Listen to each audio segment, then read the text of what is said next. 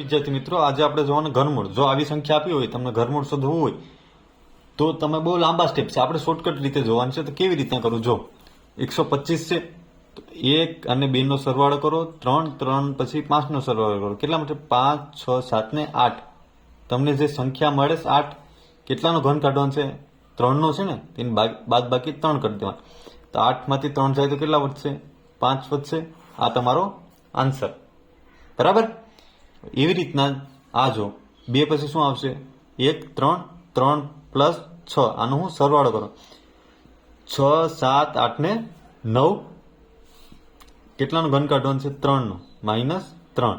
તો 9 માઇનસ 3 કરો તો કેટલા વધશે? 6. આ તમારું ઘનમૂળ નીકળી આન્સર.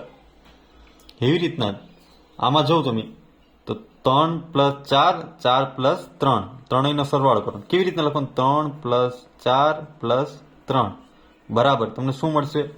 4 5 6 7 8 9 ને 10. કેટલાનો ઘન કરવાનો છે આપણે?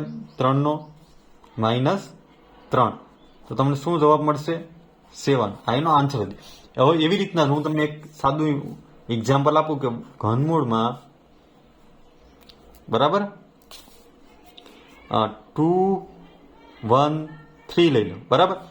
તો હું કરવાનું? સરવાળો. કેનો કરવાનું? આ જે સંખ્યા હોય સરવાળો. 2 પ્લસ 1 પ્લસ 3.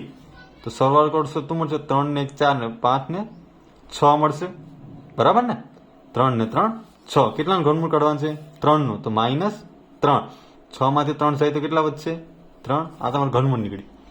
હવે એવી રીતના હું તમને એક એક્ઝામ્પલ આપું કે ઘનમૂળ કાઢવાનું છે તમારે 4 3 અને 2 નું. આવી રીતના અને કોમેન્ટ કરવાનું છે આનો જવાબ. બરાબર.